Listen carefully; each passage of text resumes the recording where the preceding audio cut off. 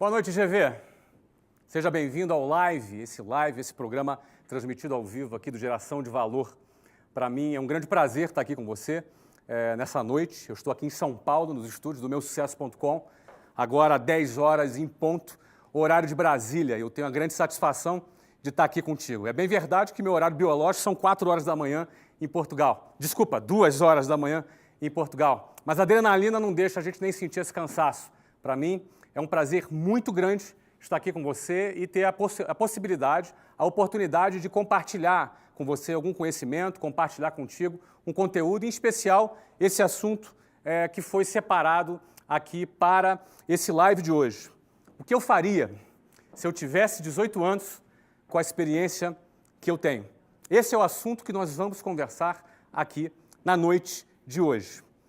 Mas eu queria, antes de começar a falar sobre esse assunto, fazer algumas ressalvas para você. Em primeiro lugar, dizer que eu não tenho a pretensão de aqui colocar ou apresentar ou impor qualquer fórmula de sucesso para você. Em primeiro lugar, não existe fórmula de sucesso. Não existe nenhum modelo pré-estabelecido que possa servir de um parâmetro único para todas as pessoas. Todos nós somos seres humanos diferentes, temos habilidades diferentes, sonhos diferentes, ambições diferentes, determinação para trabalhar de forma diferente, disposição a correr risco de forma diferente. No fundo, eu vou compartilhar com você os meus pensamentos, vou compartilhar com você um pouco da minha experiência pessoal, que está relacionada nesse post. Eu escrevi aqui muito do que é parte da minha experiência pessoal, daquilo que eu aprendi, é óbvio, não é? Se você considerar que alguma dessas observações elas sejam interessantes para você e que possam servir de algum referencial para que você estabeleça o seu próprio planejamento de vida, ótimo. Esse é o objetivo desse conteúdo. Agora, esse conteúdo não tem nem de perto a intenção de se tornar um manual, uma bíblia de empreendedorismo ou um modelo a ser seguido à risca por você.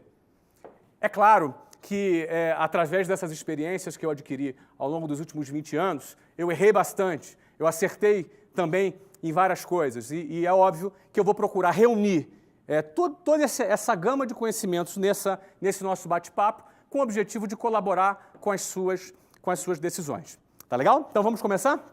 Bom, esse post eu publiquei provavelmente há 1 ou 2 meses atrás, não é? E esse post foi resultado de uma pergunta. Um GV fez uma pergunta para mim: Flávio, se você tivesse a minha idade, ou seja, 18 anos, e tivesse a experiência que você tem, o que você faria?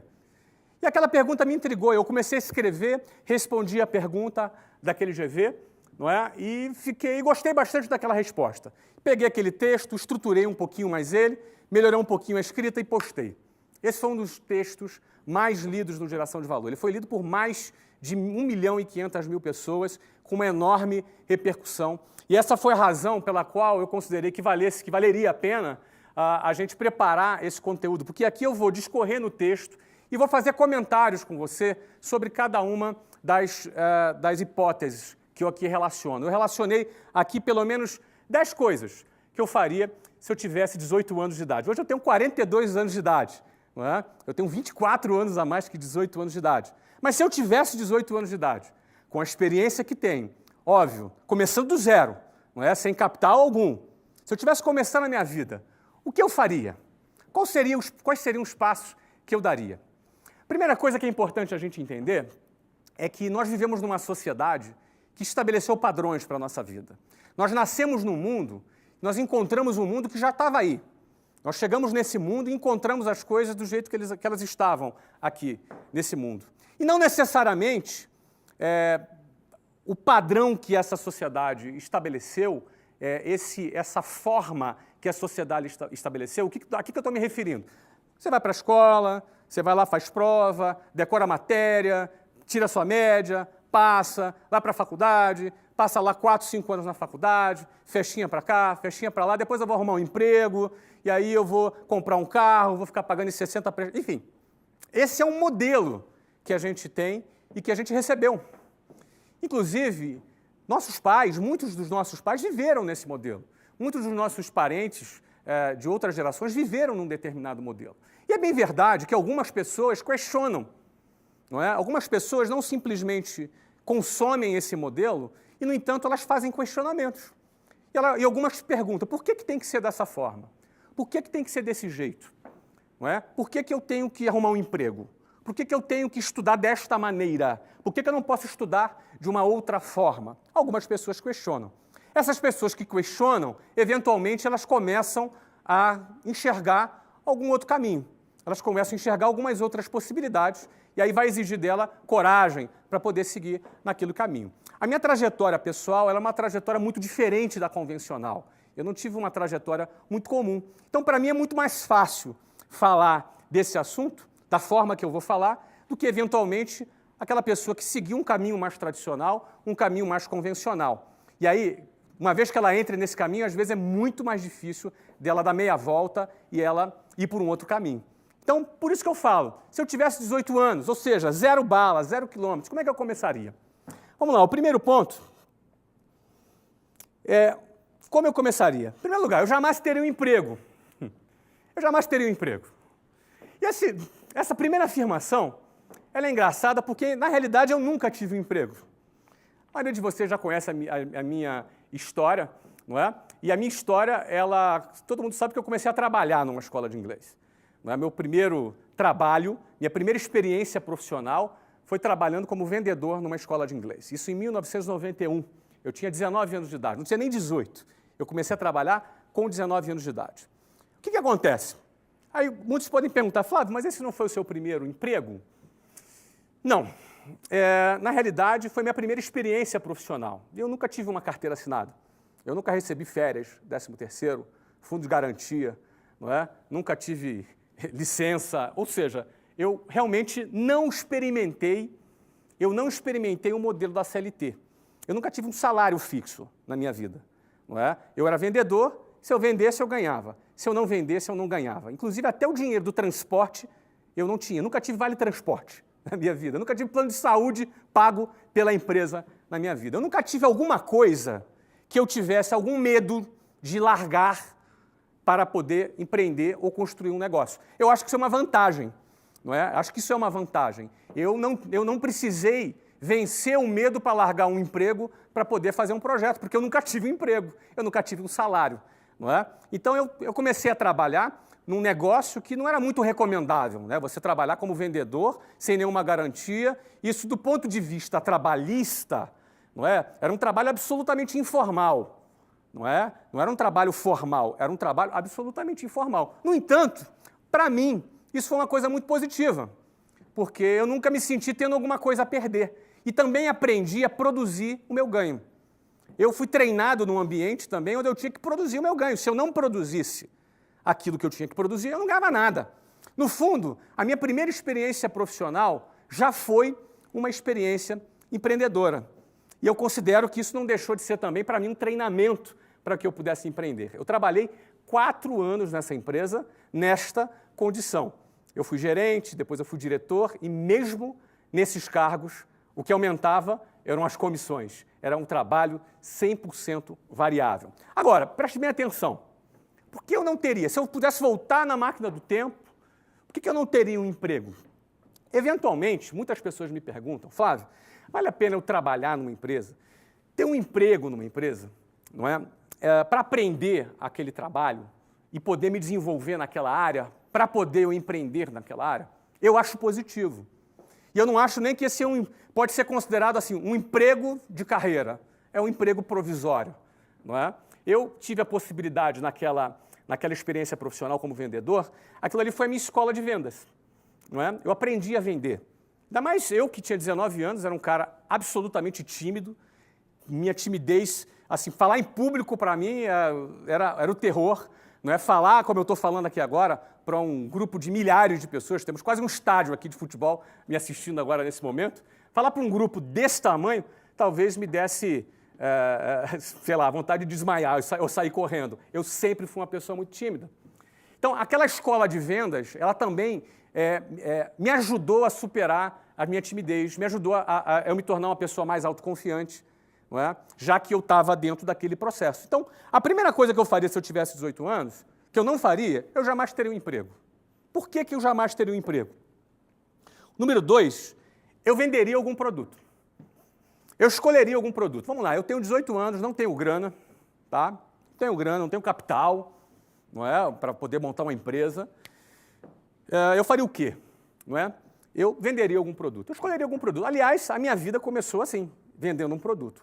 O primeiro produto que eu vendia era relógio. Eu adorava relógio, não é? Então, eu convencia, eu lembro que tinha um camelô no centro do Rio de Janeiro, que eu convencia ele a me emprestar uns relógios. Eu não tinha dinheiro para comprar relógio, não é? Eu não tinha dinheiro para comprar o relógio, não tinha capital de giro para poder comprar relógio. Então, eu fiz uma amizade com o camelô e convenci o cara a me emprestar os relógios. Então, ele me emprestava ali uns 10 relógios e eu vendia, ia lá, pagava ele. E o cara começou a confiar em mim. Então, pegava 10, pegava 20, pegava 30 relógios, não é? Pegava relógio e vendia. Isso era uma experiência minha, uma experiência inicial, antes mesmo de trabalhar lá no curso de inglês. A primeira coisa que eu vendi foi relógio. Não é? Então, tive uma experiência de vender, uma experiência transacional de eu trabalhar com um cliente. Muita gente tem preconceito com essa história de vender. Muita gente tem esse preconceito. Mas, no fundo, se você quer empreender, amigo, cara, empreender é vender. Não é? A Volkswagen, se não vender, quebra. A Apple, se não vender, quebra. Todo empreendedor que tem a sua empresa e não vender, ela quebra. Então, a atividade básica de uma empresa é ter um produto e vender esse produto ou serviço. Se você quer ser empreendedor, mas você não quer ter a experiência de vender, você está perdendo uma oportunidade de iniciar pequeno o seu negócio. Porque o seu negócio não precisa ser uma empresa com um prédio, com 400, com 500 pessoas. Às vezes o seu negócio começa com um produto que você está vendendo, com uma carteira de clientes que você começa a fazer e uma experiência de expandir o seu capital de giro através da venda de um produto. No meu caso, eu estou dando um exemplo aqui do camelô, que eu pegava dinheiro, que eu pegava ali relógio emprestado para poder vender. A minha segunda, depois eu evoluí, depois eu cresci. Não é? Quando eu evoluí, eu fui para o Paraguai comprar relógio. Então eu cheguei, não é, comprar relógio do Paraguai e vender. Não é? Eu tinha, na época, talvez 18 anos de idade. Então essa foi a minha primeira experiência com venda. Então quando eu comecei a trabalhar numa escola de inglês, né, num trabalho absolutamente ali informal, a experiência de venda já era uma coisa que eu já tinha começado a desmistificar. Não é? Eu acabei não prosseguindo com o produto relógio. Acabou não sendo um produto que eu quis prosseguir, mas eu acabei conhecendo um outro produto, que foi o produto inglês. E nesse produto inglês eu fiquei de 1991 até 2013. Eu fiquei 22 anos vendendo curso de inglês.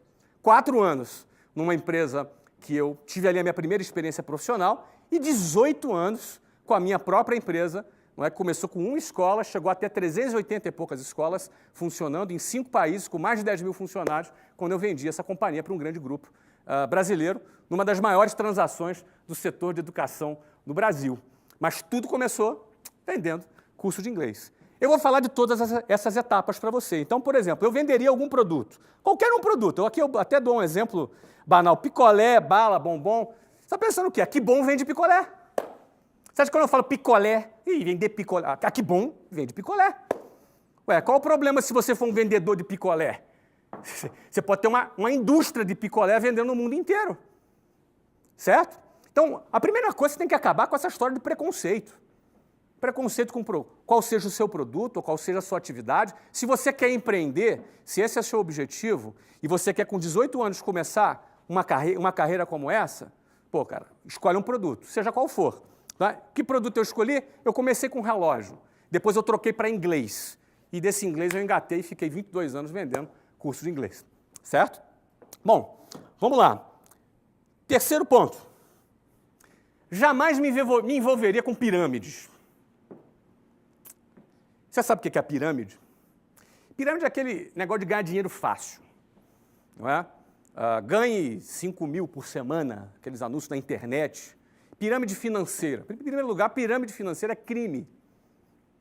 Certo? É crime contra a economia popular. Jamais participaria de nenhuma pirâmide. E é importante você diferenciar o que é pirâmide de empresas de marketing multinível. São duas coisas diferentes. Qual é a diferença entre pirâmide e empresas de venda direta? Natura é uma empresa de venda direta. Avon é uma empresa de venda direta. Aí você tem empresas de marketing multinível, não é? Onde você tem um produto e vende aquele produto e várias pessoas ganham em diversos níveis. Qual é a diferença básica entre pirâmide e empresas de marketing multinível? Pirâmide, ele disfarça que tem um produto. Ele disfarça que existe um produto. Só que, no fundo, a empresa fatura pela adesão de novos adeptos ali daquela pirâmide. Então, o cara bota 5 mil, e aí outro cara de baixo bota mais 5 mil, aí vai dividindo aquele dinheiro, vai partilhando aquele dinheiro, quem está em cima vai ganhando, e uma hora essa bomba explode lá embaixo. Não é? Já marketing multinível, não. A empresa vive da venda de produtos. Aí você pode ter equipes, pessoas ganhando em cima de outras pessoas porque estão gerenciando equipes diretas, não é? São coisas diferentes. Muitas pessoas me perguntam, Flávio, marketing multinível é uma experiência de empreender? Eu responderia sim. Eu penso que marketing multinível é sim uma experiência de empreender. E marketing multinível pode ser também uma boa escola de venda, para você aprender a vender. Você pode, eventualmente, em vez de começar a vender um produto por sua conta, você pode começar a vender um produto através de um sistema de marketing multinível. Tá? Eu, particularmente, nunca participei de nenhum esquema de marketing multinível e não sou muito simpático, certo? Com um sistema de marketing multinível, porque depende muito, acho que é muito arriscado, depende muito da rede que você está envolvida, das pessoas com quem você está envolvida, com aquelas pessoas diretas que vão te dar suporte. Eventualmente, pode ser que tenham pessoas sérias, pode ser que não tenham. Não existe um controle muito grande, né? O crescimento do marketing multinível é uma coisa um pouco orgânica. Então, acaba existindo um risco. E ainda se eu participasse de um marketing multinível, seria por pouco tempo. Eu não participaria por muito tempo. Talvez se eu participasse, seria para aprender a vender. Lembrando, eu tenho 18 anos agora, tá? Tenho 18 anos, o que eu faria?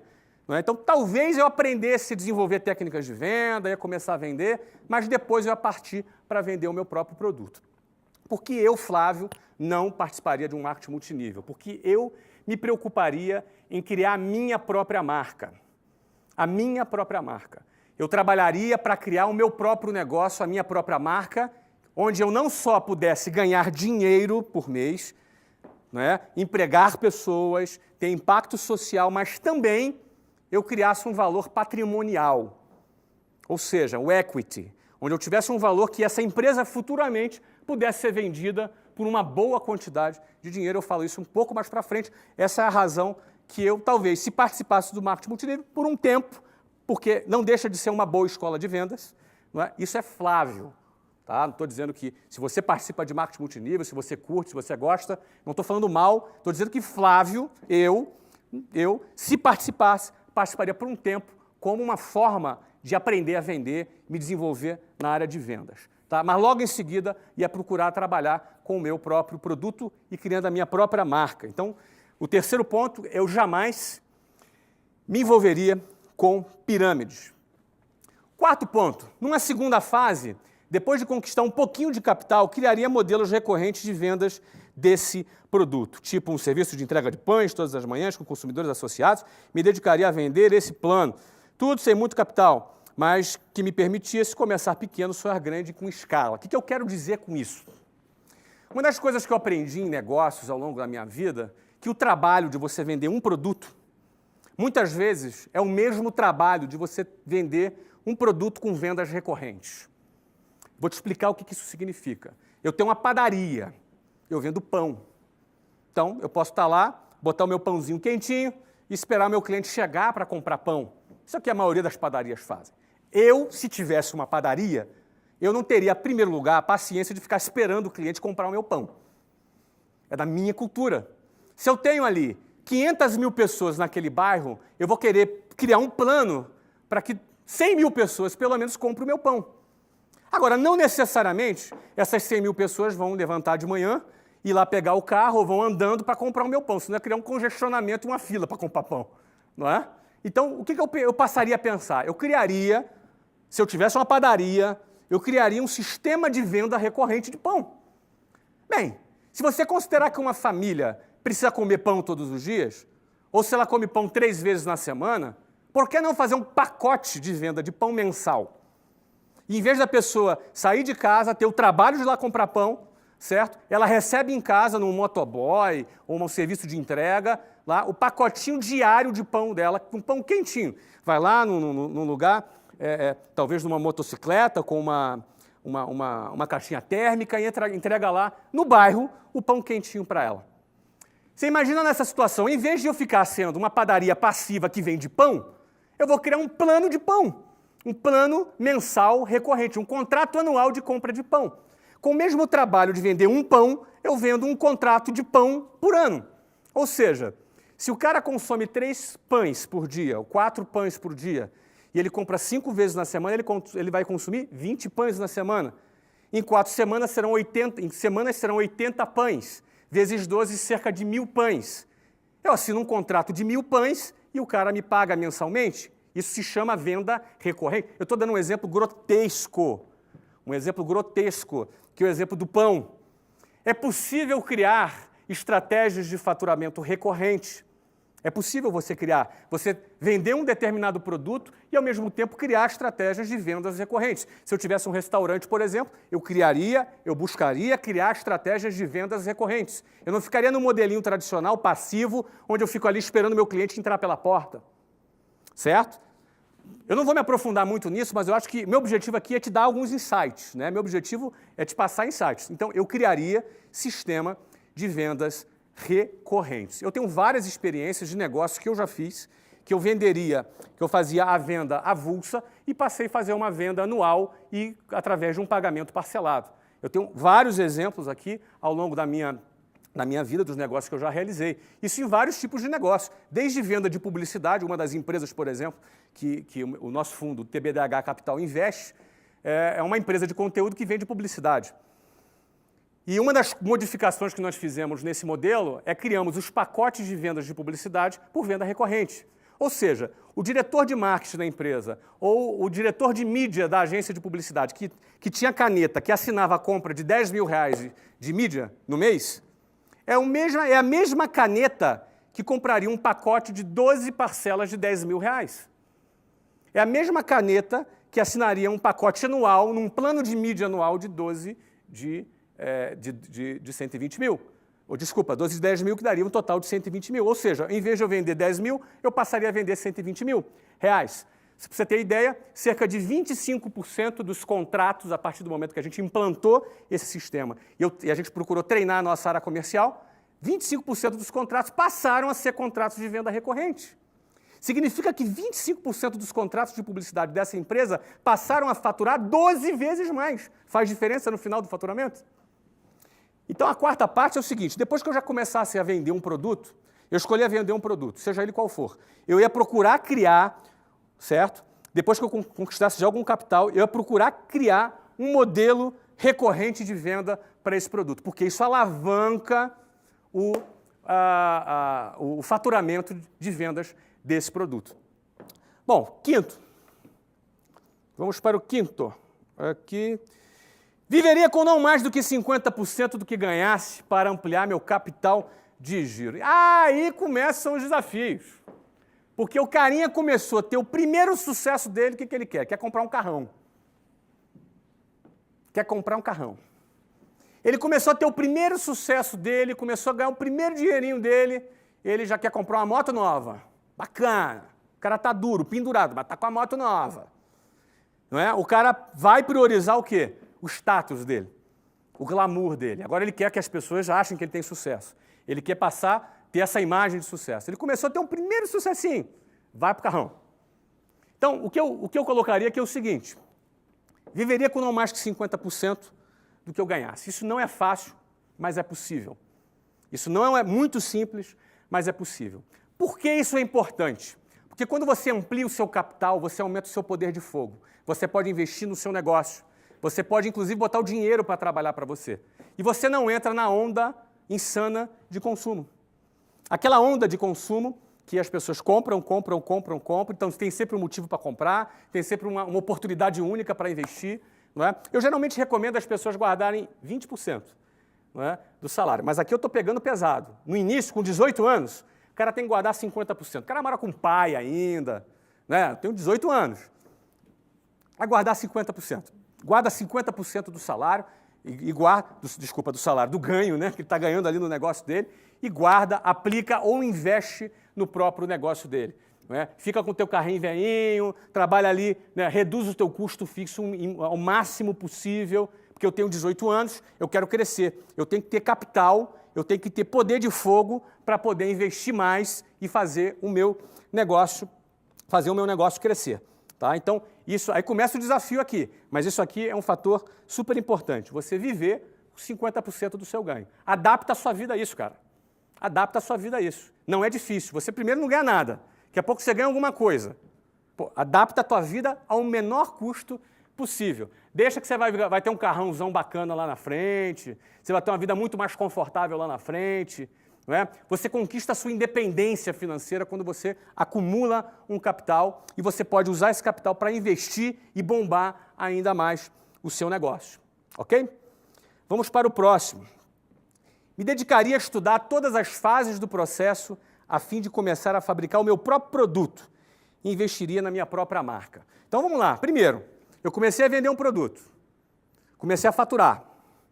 2, comecei a juntar um dinheirinho. Começo a fazer venda recorrente. Crio um plano. Começo a fazer venda recorrente. Daqui a pouco eu estou avançando, estou crescendo, estou faturando mais. E aí o próximo passo seria o quê? Eu me dedicaria a estudar todas as fases do processo, a fim de começar a fabricar o meu próprio produto. Ou seja, se é um produto físico, eu posso ou fabricar esse produto, ou ter mais capital para comprar ele com mais volume e baixar o preço e aumentar a tua margem. Então, eu tenho essas duas hipóteses. Ou eu vou fabricar, vai depender do setor. Tá? Se for serviço, é outro papo. Por exemplo, a área de curso de inglês era uma área de serviço. Eu não tinha que fabricar nada. Não é? Era uma área diferente. Mas se é um produto, ou tu vai fabricar o produto, vai buscar estudar todas as fases para você fabricar aquele produto, ou então você vai juntar um capital maior para você comprar em volume. Você pode chegar numa fábrica e, eu comprava X, eu vou comprar agora 100X. Aí você pega o teu custo, você consegue uma negociação muito melhor, você vai levar isso lá para baixo, não é? Você vai ter que ter um custo maior de estoque, ou então você pode até negociar o próprio estoque dentro da própria fábrica, isso vai depender muito da sua negociação. Mas o ponto é você começar a ter a sua independência, fabricar o seu próprio produto ou comprar ele em grande escala para aumentar a sua margem. Investir em minha própria marca, isso é chave. Você investir na sua própria marca é chave, porque a sua própria marca, ela representa a sua independência. Você ter a sua própria marca representa você começar a construir um patrimônio. Quando você investe na sua marca, é o seu patrimônio, não é o patrimônio de um terceiro. Não é? Se você tem a sua própria marca e aquele teu produto expandiu e você está vendendo bastante, daqui a pouco essa tua empresa pode valer dezenas de milhões, centenas de milhões ou alguns bilhões. É assim que funciona. Mas desde que a propriedade intelectual seja sua. Isso é o maior valor que tem. Não é? Isso vale mais que lucro. Vale mais do que o lucro da própria empresa, é você ter a possibilidade de construir a sua própria marca. Seja de serviço ou seja de produto. Não é? Então, eu colocaria isso. Casualmente, gente, todas essas etapas aqui que eu estou falando, eu vivi elas. Não é? Então, na realidade, o que eu estou aqui escrevendo é que eu repetiria.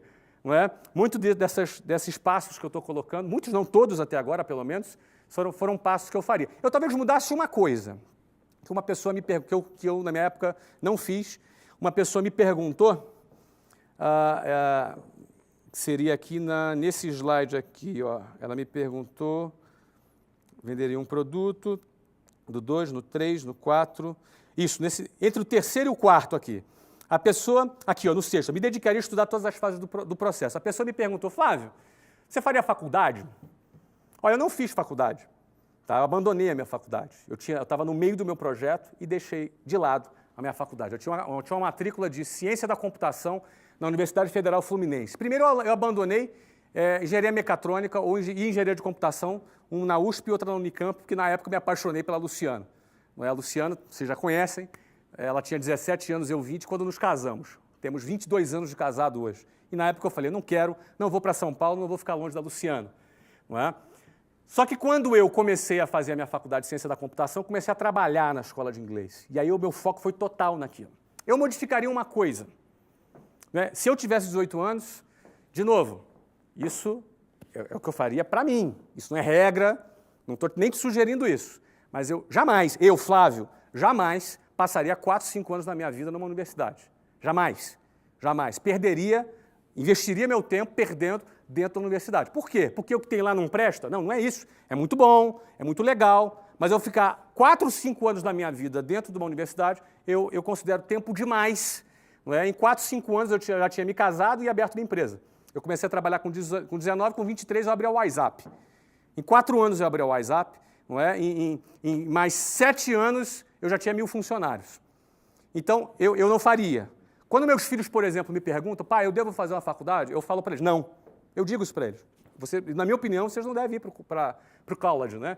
Que é nos Estados Unidos. Não é? Mas minha professora me falou, pai, que se eu não fizer uma faculdade, eu não vou conseguir arrumar um emprego. Eu falei, responda para a sua professora que você vai trabalhar para dar emprego, não para arrumar emprego. Não é? Então, eu estou procurando treinar meus filhos para isso. Agora, o quê? Eu não aconselho meus filhos a estudarem? Não, ao econtrário. Eu aconselho eles a estudarem muito. 2 tipos de coisas. Hoje eu faria a faculdade online. Na minha época não existia. Se eu tivesse 18 anos, eu faria tudo isso que eu estou fazendo aqui e faria uma faculdade online. Seja uma faculdade online voltado para business, alguma coisa voltada para administração, para business, alguma coisa que fosse me acrescentar. Eu estudaria em casa. Eu não ficaria indo para a sala de aula, participando de festinha, participando de grupinho, entendeu? Eu estaria muito mais focado em construir o meu futuro do que ficar sentado numa cadeirinha de uma universidade, muitas vezes ouvindo doutrina ideológica dentro de sala de aula. Ou então ficando do lado de fora porque os professores estão em greve. Não é? Então, eu não faria uma faculdade. Eu faria uma faculdade online. Hoje, se eu tivesse 18 anos, eu estudaria em qualquer programa online. Hoje você pode fazer uma faculdade online nos Estados Unidos, se você quiser. Eu moro em Portugal hoje, por exemplo. A Luciana, minha esposa, ela está se formando esse ano em psicologia numa universidade americana. Não é? Ou seja, ela ela adora estudar, já tinha feito direito, está agora se formando em psicologia à distância, online. Ela faz uma faculdade super reconhecida nos Estados Unidos. Ela faz um programa online e funciona super bem. No ano passado, por exemplo, eu morei, só no ano passado, Estados Unidos, Inglaterra, Espanha e Portugal. Morei em 4 países no ano passado. Impossível meus filhos estudarem numa escola. Meus filhos estudaram num sistema de homeschool, que é um sistema online. Então, eles fizeram ali, se eu não me engano, acho que a 6ª e a 7ª série online. E no final do ano, eles faziam um teste de Stanford, que é um teste padrão que comparava eles com todos os alunos nas melhores escolas americanas. E eles estavam ali muito bem posicionados, não é? Inclusive muito melhor do que a maioria dos alunos que iam para a escola. Eles estudavam sozinhos, sem contar com o fato que eles acostumavam a pesquisar, acostumavam a buscar informação do que aquele sistema passivo da escola, que é o cara ficar sentado, um professor dando matéria ali para ele, ele fica passivo sentado para depois fazer uma prova. Não é? Então, por exemplo, hoje, se eu tivesse 18 anos, o que eu faria diferente do que eu fiz, porque na minha época não existia, eu faria, hoje, estudaria online. Agora, mais do que estudar online, mais do que estudar numa faculdade formal, porque eu nunca me interessei por ter diploma, não é? Ter diploma para pendurar na parede nunca foi uma coisa que me interessou. Não é? Então, mais do que isso, eu faria o que eu faço hoje com muita frequência. Eu estudo bastante, eu leio bastante, eu estudo bastante, eu pesquiso bastante tudo que seja relacionado aos negócios que eu estou empreendendo. Então, eu preciso aprender sobre os negócios que eu estou empreendendo. Eu preciso estudar sobre aquilo que eu estou fazendo. Então, eu vou ler, eu vou estudar, eu vou pesquisar. Então, eu valorizo muito mais, por exemplo, a pesquisa própria do que um ensino formal em troca de um diploma. Não é? Se eu quero, por exemplo, trabalhar na área de comunicação, eu vou me dedicar a pesquisar e estudar coisas na área de comunicação. Se eu quero entrar na área de esporte, como, por exemplo, eu entrei e comprei um clube de futebol nos Estados Unidos, eu tive que pesquisar e entrar, mergulhar dentro do mundo do futebol, não é? Com o objetivo de me tornar um cara conhecedor o máximo possível e poder inovar dentro desse processo. Eu vou fazer uma faculdade de futebol. Agora, eu vou estudar e vou me aprofundar nisso. Certo? Então, se eu tivesse que mudar, assim, na minha trajetória, eu faria uma faculdade online e para os meus filhos é o que eu recomendo. Faça uma faculdade online, comece a vender um produto. Esse texto aqui é texto básico ali para os meus 2 meninos, né? Enfim, vamos adiante então. 7º ponto. Ampliaria o meu mix de produtos. Bom, a partir do momento que eu já tenho o meu produto, a minha carteira de clientes, a partir do momento que eu já comecei a criar planos de vendas recorrentes, já estou investindo na minha marca, certo? Já estou investindo na minha marca. ok? Já estou estudando todos os processos para aumentar minha margem, seja fabricando ou seja comprando em maior escala para ter um desconto maior e fazer o meu estoque. Isso na hipótese de produto. Eu aumentaria o meu mix de produtos. O que é aumentar mix de produtos? Muitas vezes você, na mesma venda que você faz para a pessoa, que já é uma venda recorrente, você pode ter produtos acessórios que aquele mesmo cliente, no momento da compra, no momento mágico que ele decidiu fazer a compra dele, ele compra mais um segundo e um terceiro produto junto. É simples, você vai comprar uma roupa, não é? Você vai na loja e compra uma roupa. Ah, não, você vai comprar uma camisa. Quero comprar uma camisa. Duvido você sair da loja só com uma camisa. O cara vai te mandar um cinto, vai te botar um sapato, não é? Vai te mandar uma carteira, uma meia, uma cueca, enfim. O cara está treinado ali com um mix de produtos deles para despertar o teu interesse, despertar a sua necessidade num determinado produto. Então, se eu já tenho o meu produto, já estou vendendo ele de forma recorrente, já criei planos de vendas recorrentes para fazer com ele, não é? Então, eu amplio o meu mix de produtos para poder, naquele momento de venda, eu ampliar em 10% ou 15% o meu faturamento com o mesmo cliente. Não é? Então, sétimo, ampliaria meu mix de produtos. E detalhe, com a minha própria marca. Oitavo, isso aqui é muito bacana. Criaria canais de distribuição alternativos, por exemplo, franquias, online, venda direta, B2B, etc. Isso é muito bacana. Porque aqui eu começo a falar de uma coisa que me atrai muito. Eu sempre que eu vou fazer algum determinado negócio, eu vou investir numa empresa, a primeira coisa que eu olho é a escala, é o potencial de escalabilidade desse produto. O que isso significa? Se eu posso, por exemplo, vamos dar um exemplo aqui, eu vou vender navio de guerra. Qual o potencial de escala que tem esse produto? Eu vou vender o quê? Para países, né? Eu tenho aí meia dúzia de países que podem comprar os meus navios. Então não é um produto que me atrai, não tem escala. Não vou vender navio de guerra para a dona de casa, não é, que vai comprar um navio de guerra. Agora, vamos pegar um outro produto. Eu vou vender alimentos. Pô, você tem um potencial de escala grande. Eu, particularmente, gosto muito de serviço. Não é? Eu gosto bastante de serviço. Até não tenho nada contra produtos, mas serviço é uma coisa que eu gosto muito, porque serviço você consegue ter uma margem maior, você cria valor agregado e ter uma margem, você tem uma margem maior. Então, eu vou vender o quê? Um curso de árabe, curso de russo, um curso de inglês. Não é? Um curso de inglês tem muito mais escala do que um curso de russo, certo? Então, quando eu vou avaliar um produto, eu vejo o seu potencial de escalabilidade. Esse potencial de escalabilidade, ele pode ser distribuído de diversas formas, não é? O que seria um canal de distribuição convencional? Tem uma padaria, por exemplo, e eu sou o dono da padaria. Então, eu vou abrir uma segunda filial da minha padaria. Vou botar um filho lá, vou botar um gerente lá, vou botar alguém para tocar essa padaria. Mas daqui a pouco eu abri a terceira padaria, a quarta padaria, a quinta padaria, daqui a pouco eu estou no meu gargalo. Porque eu não tenho ainda competência gerencial, software de gestão, modelos de gestão, eu ainda não me desenvolvi, por exemplo, para ter mais do que 5, 6 padarias. Então você começa a esbarrar em alguns limites, limites técnicos, limites físicos, limites de experiência, de gestão, e por aí vai. Não é? Então esse seria um modelo convencional, você criar uma rede. Agora, o que seriam canais de distribuição alternativos? A franquia, por exemplo, é um modelo alternativo. Eu, quando tive escola de inglês, meus primeiros 3 anos, eu só tive escola própria.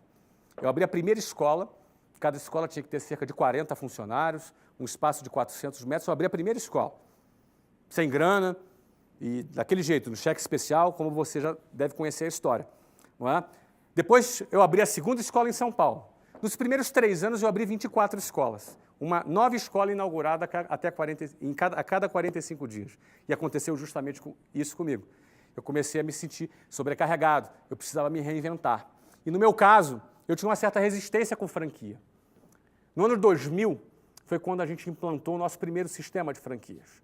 Então, o sistema de franquias, ele é um modelo de distribuição. Se você tem um negócio que é bem sucedido, dependendo do setor, considere a hipótese de expandir o seu negócio através do modelo de franquias.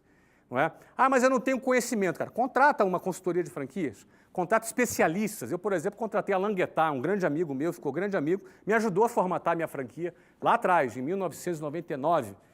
não é? Continua sendo um grande amigo hoje, continua formatando franquias, é um cara super bom nisso. Esse cara vai te dar todas as dicas, não é? Tem um Xerto aqui em São Paulo também, é um cara super bom também, não é? De formatar franquias, que é uma outra coisa, que é uma forma de adquirir conhecimento que eu sempre usei, que seria assim, conversar com especialistas. Então eu lembro que eu contratei a consultoria do Alan para me ajudar a formatar franquias, e assim, era uma consultoria de 6 meses. Na época eu usei 2 meses só, não é? Sentei com ele, paguei os 6 meses, mas só usei 2, porque eu já tinha ouvido o que eu queria. Fiquei muito amigo do Alan, e o Alan, eu falava sempre para o Alan, cara, esquece, cara, você já me deu o que eu precisava, já me deu as informações que eu precisava, porque eu sento do lado da pessoa e sugo, sabe, cara? Isso é um jeito legal de se aprender as coisas. Você pega um cara, senta do lado dele, se tiver oportunidade, suga a informação do cara e pergunta mesmo, anota, suga a informação. Pô, aquele cara que é um especialista, pô, em 1 hora de conversa com aquele cara, se bobear, é como se fosse 5 anos numa faculdade, sentado ouvindo um professor falar. Você entendeu? Então você senta para o cara, ouve, suga. Eu sempre gosto eu sou uma esponja. Eu gosto de sugar a informação, colar em gente que saca daquele assunto e sugar informação. Até hoje eu faço isso. Não é? Novos negócios, dependendo dos novos negócios que eu faço, eu arrumo alguém, sento, marco a reunião, marco o almoço, o jantar, sento, converso e ali sugo conhecimento, que são sempre conhecimentos valiosos. Não é? Então, no exemplo de franquias, esse é um exemplo de canal de distribuição. Outro canal de distribuição é online.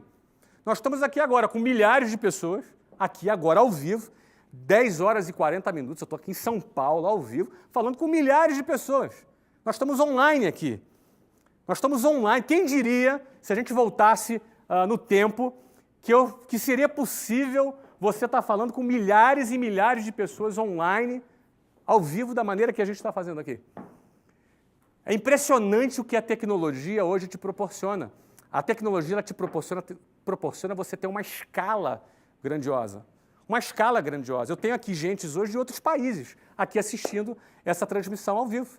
Não é? Eu estou aqui podendo colaborar, transmitir informações para você que está lá no Japão, que está aí, você que está aí na Inglaterra, você que está nos Estados Unidos, na Argentina, e você de todo o Brasil, de norte a sul. Ou seja, o canal de distribuição online te permite você falar com o mundo inteiro, te permite você vender o seu produto ou o seu serviço para o mundo todo.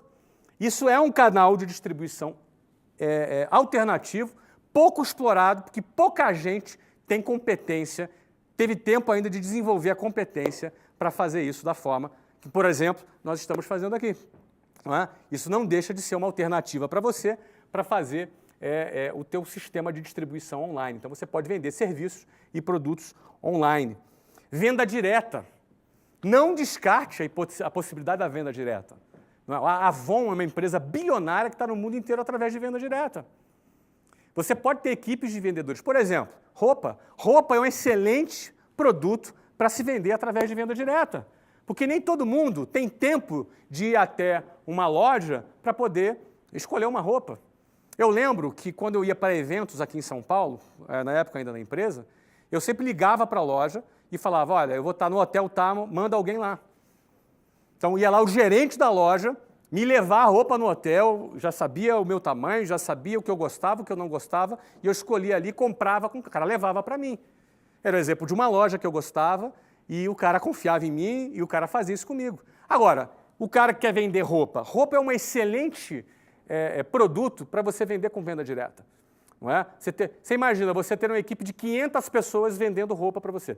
Daqui a pouco você está fabricando, você está comprando, você está estocando, você tem uma equipe, você vai motivar seus vendedores, você vai dar prêmios, quem vender mais ganha uma viagem, quem vender mais ganha isso, enfim. Você tem um sistema de treinamento, você vai padronizar o seu treinamento de vendas, você vai fazer concursos, vai fazer competições e por aí vai. Você sabe quem está arrebentando com venda direta? Silvio Santos. Silvio Santos com a Jequiti, que é um produto de venda diretas, não é? Está arrebentando. Eu não sei se esse número é exato, mas se eu não estou enganado, Jequiti já fatura mais de 400 milhões de reais por ano. Um produto que há 6, 7 anos atrás sequer existia. Não tem loja Jequiti, é venda direta. Eu não sei quantos vendedores tem, mas eles recrutam os vendedores e vendem um produto. Então, eventualmente, o canal de distribuição de venda direta, ele é um tipo de canal de distribuição alternativo. Um outro aqui é o B2B. B2B é business to business, ou seja, você vender para empresas, fazer contratos corporativos. Por exemplo, se o seu trabalho é alimentação, você pode terceirizar a alimentação para uma empresa. Você pode ter produtos que o seu cliente final, em vez de ser um consumidor final, não é, uma pessoa física, não é, que é o B2C, que é Business to Consumers, não é, você vai ter um produto que é o quê? Que você vende de B2B, de business para business. Você vai vender para empresas. O teu cliente final são empresas. Você pode criar, por exemplo, uma linha de produtos corporativos.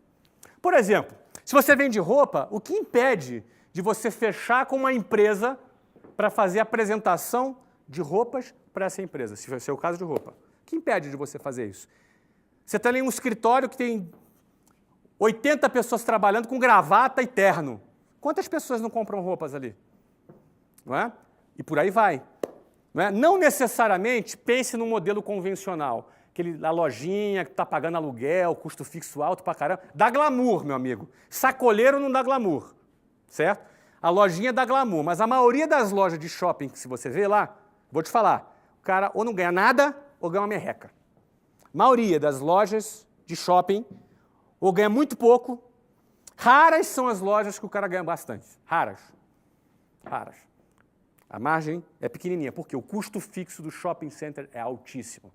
Então, se eu vendesse roupa, por exemplo, se eu tivesse algum negócio de roupa, a última coisa que eu ia querer na minha vida é ter loja em shopping. Talvez criasse um modelo de venda online, talvez criasse um modelo de quiosques em shoppings, não é? Ou criasse um modelo de venda direta. Uma equipe de vendedores treinados para vender. Altamente estimulados, ganhando bem, ganhando prêmios, vendendo, um exército de vendedores vendendo a roupa ou qualquer outro produto, não é? Ou seja, criaria canais de distribuição alternativos. Isso é que eu faria. Como eu fiz no meu negócio, não é? Lá no meu negócio, eu tinha um sistema de distribuição alternativo que era venda direta. Meu curso de inglês lá, 95% das vendas eram feitas pela minha equipe de vendas. A gente tinha cerca de 600 a 800 vendedores no Brasil inteiro vendendo os cursos. Aliás, eu comecei assim. Eu era vendedor de um curso em 1991. Quando eu montei a minha operação de escola de inglês, eu continuei tendo uma operação de venda direta.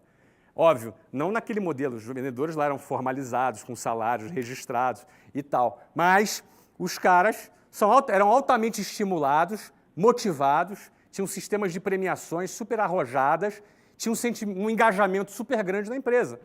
E a gente tinha 800 vendedores vendendo o curso. Eram, na época, cerca de 80 mil novas matrículas por ano que a gente fazia com aquela equipe. Então, você imagina, não é? Se eu ia ficar com um cursinho de inglês ali com a placa matrículas abertas. Não, a gente tinha modelos, não é? A gente tinha canais de distribuição alternativos. E a venda direta era uma delas. Também tinha franquia como canal de distribuição alternativo. Eu também vendia online. E a gente também tinha B2B, a gente tinha plano corporativo. Então, canais de distribuição. O mesmo produto que você tem, você pode vender por diferentes canais de distribuição. É como se cada canal fosse uma empresa diferente. Você está crescendo o seu negócio, simplesmente ampliando o número de canais de distribuição que você tem. No auge da companhia, venderia para um fundo, banco ou concorrente, embolsando uma enorme liquidez. Vou até beber uma água aqui agora.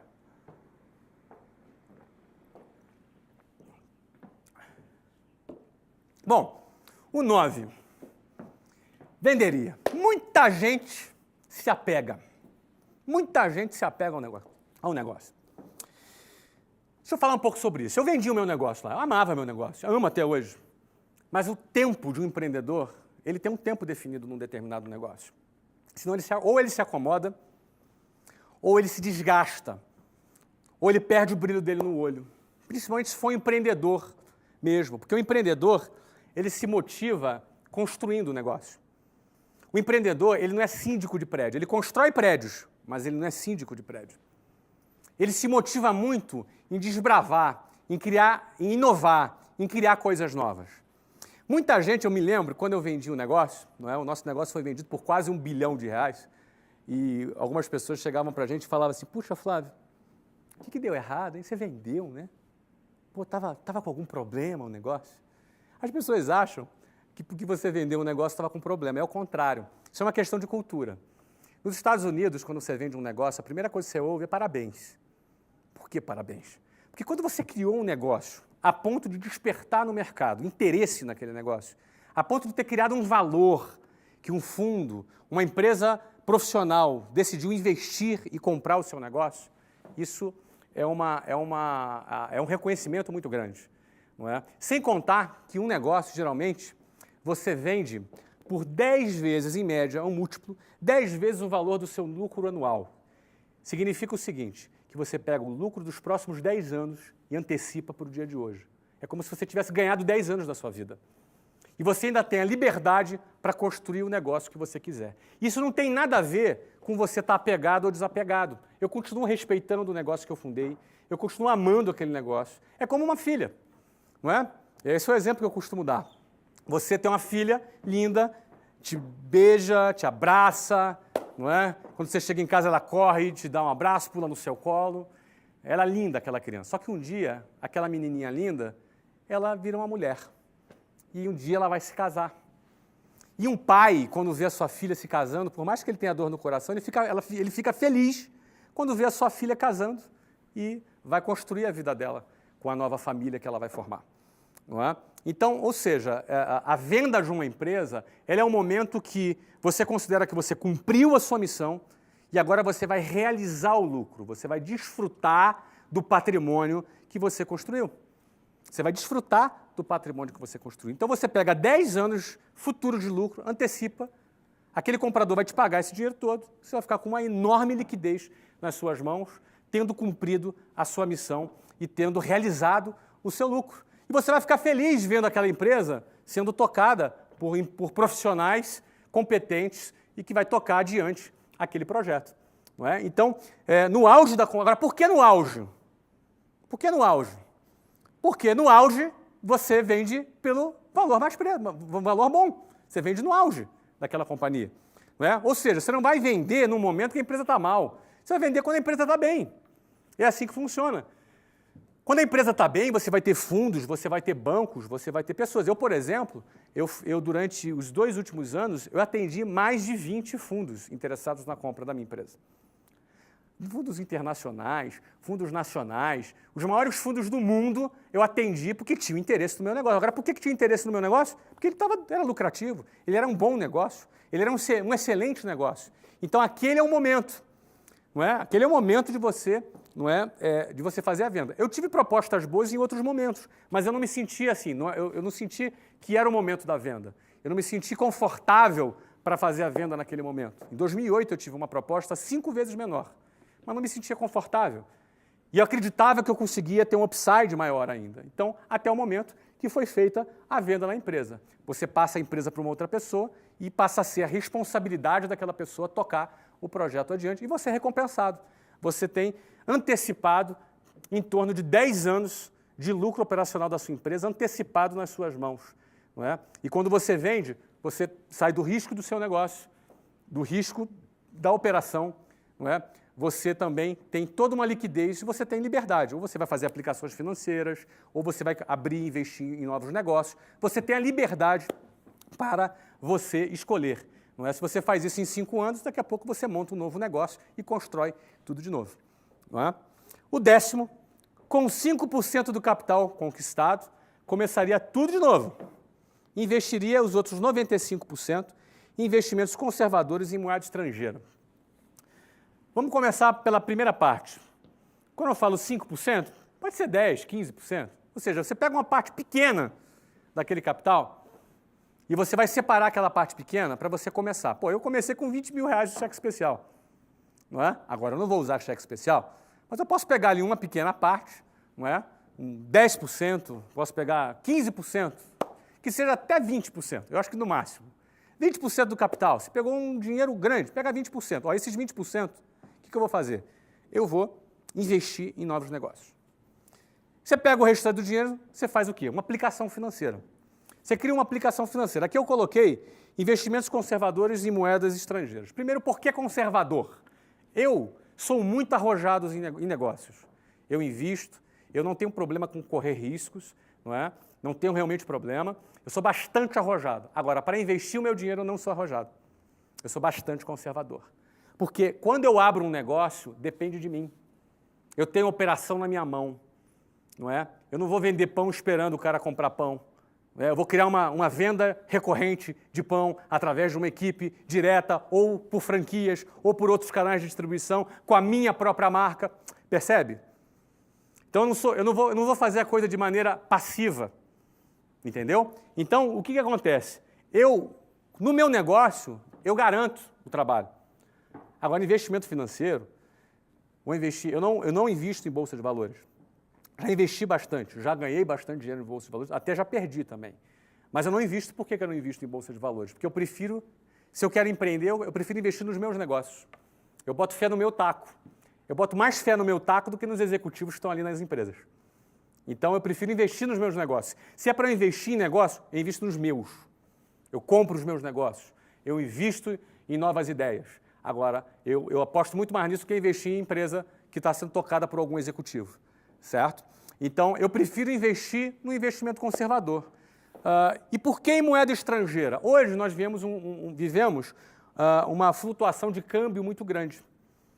Hoje, nesse momento, principalmente com as eleições, né, você percebe, né, dependendo do resultado da pesquisa, sobe a bolsa, cai o dólar, ou dependendo do resultado da pesquisa, cai a bolsa, sobe o dólar. E você, na hora que você investir o seu dinheiro, você não pode ficar à mercê do sobe e desce das pesquisas eleitorais. Você não pode ficar à mercê do sobe e desce do desempenho dos executivos das empresas de capital aberto.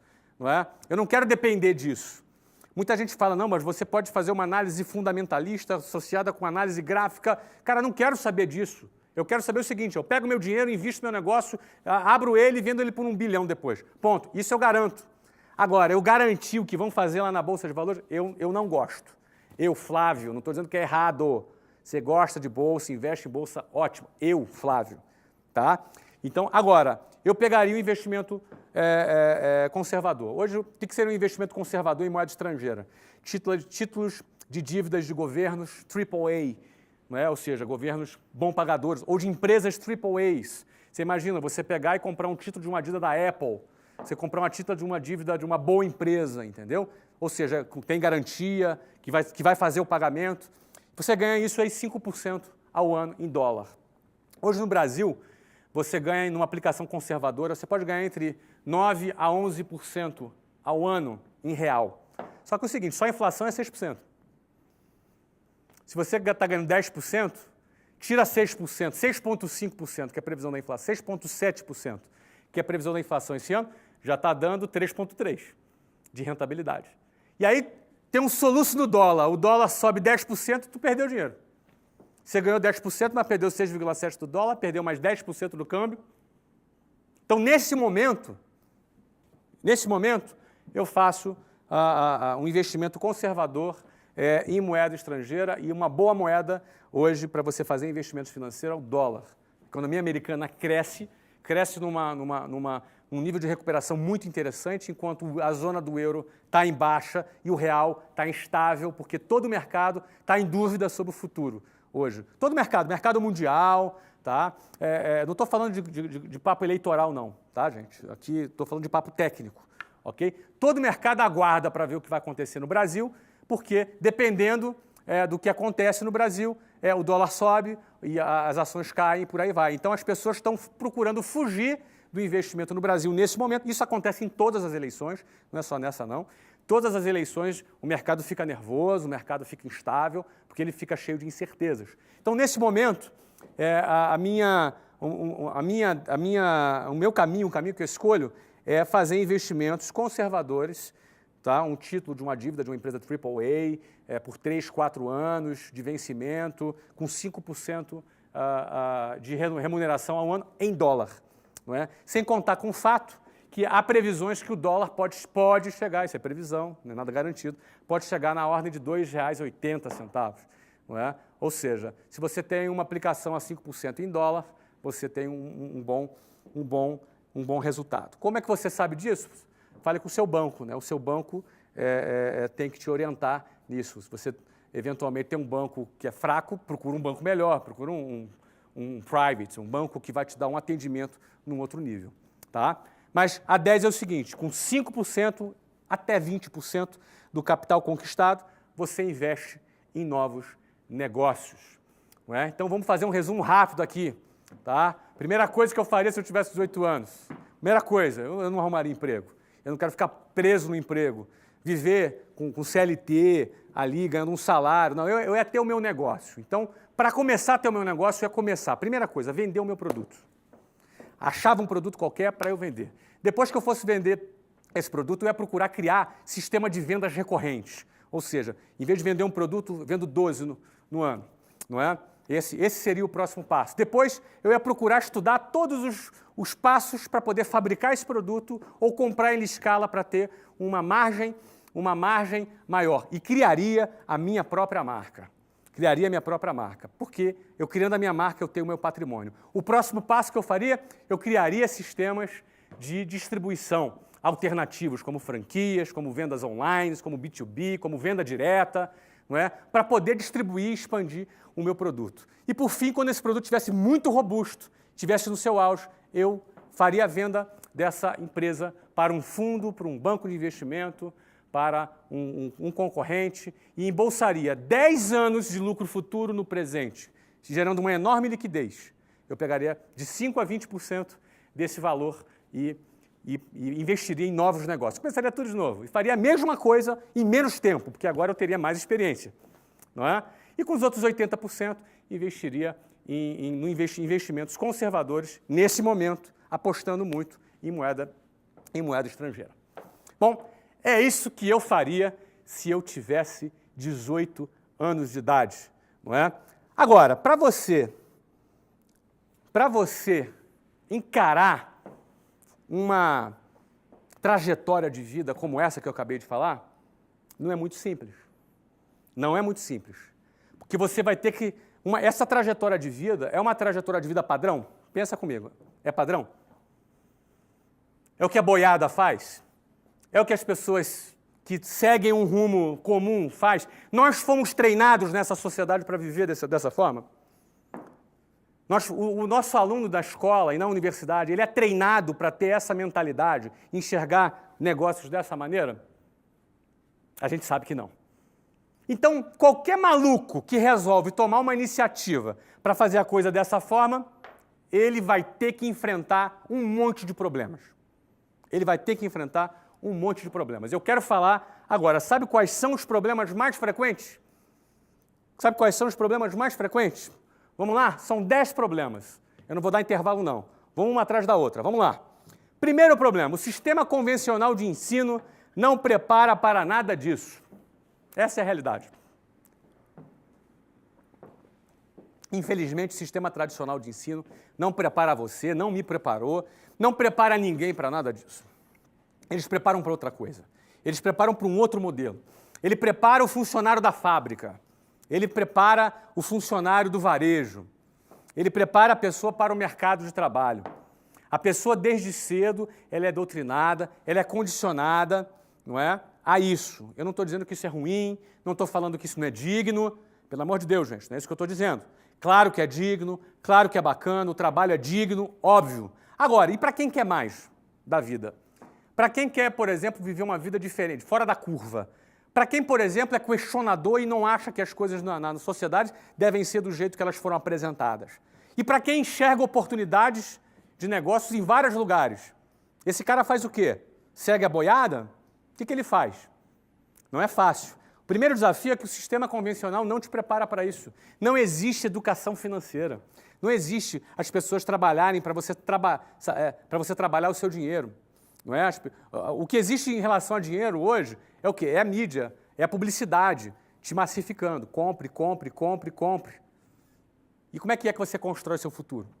Como é que você constrói a tua estrutura de capital para investir no seu negócio? Então, o primeiro desafio para viver uma vida nesse estilo que eu falei aqui, que, na realidade, a única diferença da minha trajetória dos 18 anos até hoje, a 42 anos, é que, na minha época, não existia faculdade online. Hoje eu faria a faculdade online. Hoje eu continuaria não fazendo a faculdade presencial, mas a online eu faria. Não é? Agora, para viver assim, o sistema de ensino convencional não te prepara para isso. Isso é um problema. Não é? Qual é o segundo problema? A sociedade discrimina os que começam esse tipo de jornada, mas bajula os que chegam ao final dela. Infelizmente, isso que acontece. A sociedade critica. Chega, não é? Hoje em dia é muito comum, eu imagino, que alguns pais, quando veem o filho indo por um caminho desse, é natural que ele fique preocupado. Os pais, às vezes, eles tentam impedir que os filhos se frustrem. Isso é natural, isso inclusive é muito nobre. É natural que um pai, uma mãe, fique muito preocupado com seu filho. E esse sentimento de proteção visa evitar que ele passe por frustrações. Só que, no fundo, alguém que quer construir alguma coisa maior, ele deve ser uma pessoa muito mais apaixonada pela vitória do que pelo medo de perder. Ele deve ser muito mais uma pessoa apaixonada pela conquista do que pelo medo de tomar um prejuízo. Por isso que o empreendedor ele tem que ser corajoso. O empreendedor ele precisa ser corajoso, porque ele não pode temer o prejuízo. Ele não pode temer o revés. Ele não pode temer uma variável que pode acontecer. Ela pode acontecer. Porque ele é movido muito mais pela vitória do que pela possibilidade da perda. Algumas pessoas são mais conservadoras. Elas querem muito mais garantir, jogam na retranca para não tomar gol. Mas também não faz gol. Vive de forma limitada, mas também não passa nenhuma frustração. É uma questão de estilo de vida. Cada um escolhe aquilo que quer para a sua vida. Não existe certo, não existe errado. Eu estou dizendo o que eu faria. E tem muita gente que também prefere fazer dessa forma. Mas o problema é que a sociedade discrimina. E discrimina mesmo. Discrimina mesmo. Eu lembro que eu saía de manhã para trabalhar, voltava à tarde da noite, e muita gente falava assim, pô, coitado do Flávio, um garoto tão inteligente, né? Um menino tão inteligente, agora virou vendedor. Vende curso de inglês. Coitado do Flávio. Tinha um futuro tão brilhante, agora está aí vendendo curso de inglês. A sociedade discrimina. Só que depois é o seguinte, essa mesma sociedade que discrimina o cara que abriu mão daquela trajetória glamourosa, não é? Essa mesma sociedade é a mesma que lá no final dela, ela vai bajular o cara.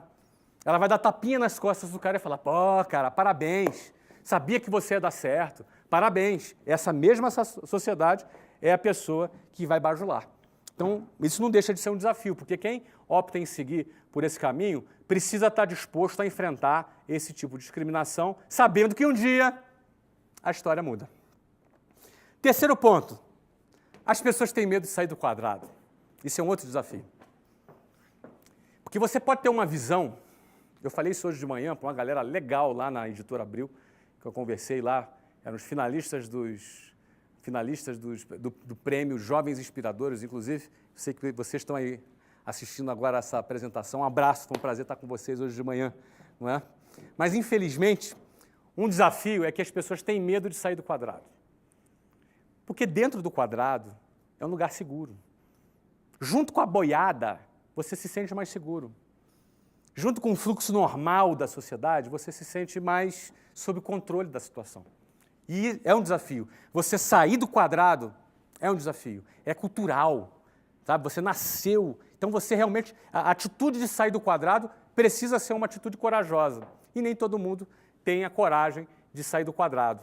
Nem todo mundo tem a coragem de fazer diferente do que a boiada faz. Infelizmente, esse é um desafio para que você implemente aqueles 10 passos que eu falei. Quarto desafio, você raramente terá apoio se disser que não quer mais seguir a boiada. Se confunde um pouco com o que eu acabei de falar agora. Dificilmente. Você chega para a tua mãe ou para o teu pai e fala, pô, eu vou fazer um concurso público. Oh, muito bom, parabéns, isso aí. Agora você vai falar assim, olha, eu vou deixar a faculdade porque eu quero abrir meu negócio. O que vai acontecer? Hein? Você é muito sonhador, meu filho. Você é muito sonhador. Você tem que acordar para a vida. A vida não é desse jeito que você está pensando. Não fique chateado com isso. É normal você ter esse tipo de comportamento. É normal você ter esse tipo de preocupação. A questão é como você lidar com isso. Você tem que saber lidar com isso se você quiser realmente, não é, seguir lá aqueles 10 passos que eu falei. O quinto desafio capital é bom, mas é possível conquistá-lo vendendo. Por exemplo, muita gente não começa o seu negócio porque fala assim, cara, eu preciso arrumar um investidor. Ele fica a vida inteira atrás do investidor. Ele acha que com uma boa ideia na mão e um plano de negócio debaixo do braço, ele vai arrumar um investidor. Nem sempre ele vai arrumar um investidor. Às vezes vai, mas nem sempre vai. Certo? Tem pelo menos mais 877.954 caras tão bons quanto você, ou melhores que você, com uma ideia legal e um plano de negócio de baixo em busca de alguém que bote dinheiro no negócio dele. A questão é, você quer ficar dependendo disso? Eu nunca tive investidor. Nunca tive. Ninguém nunca investiu no meu negócio. Eu, quando quando era a hora de ter um investidor, eu preferi vender meu negócio inteiro. Todos os meus negócios eu fiz com meu capital próprio. Inclusive o primeiro negócio foi com R$20 mil do cheque especial. Era a grana que eu tinha. Só que é o seguinte, não é bem só os R$20 mil do cheque especial. Era mais a grana que eu vendia, que eu gerava venda e gerava capital. Então, por exemplo, um exemplo básico, você vende relógio, vende um relógio. Com o dinheiro de um relógio, você pega o lucro e guarda. Compra mais um, vende um, vendeu o segundo, agora você tem dinheiro para comprar 2 relógios. Comprou 2 relógios, vende 2 relógios, compra o terceiro. Vendeu 3 relógios, compra o terceiro, compra o quinto. E por aí vai. Você faz capital vendendo. Estou falando de uma coisa básica, tá? Eu estou falando de uma coisa elementar. Isso vale para a empresa, isso vale para negócio, isso vale para startup, vale para o que for. Você precisa de R$100 mil para abrir o seu negócio? Ah, você não tem a grana? Cara, vende. Arruma uma forma de você vender um produto e construir o seu capital. Fica bom de vender, porque capacidade de vender gera capital e te decreta a sua independência do tal investidor. Não é? A partir do ano de 2008, era um monte de investidor atrás de mim querendo comprar 20%, 30%, 40% do meu negócio. Eu não quis vender. Eu quis vender, na hora que eu quis vender, eu vendi 100%. Porque lá atrás, nenhum investidor bateu na minha porta para investir. Eu tive que pagar 12% de juros ao mês. Não é? Então, na realidade, capital é bom. É bom você ter capital, ter investidor. Porém, é possível conquistar esse capital com vendas, vendendo o seu produto. 6.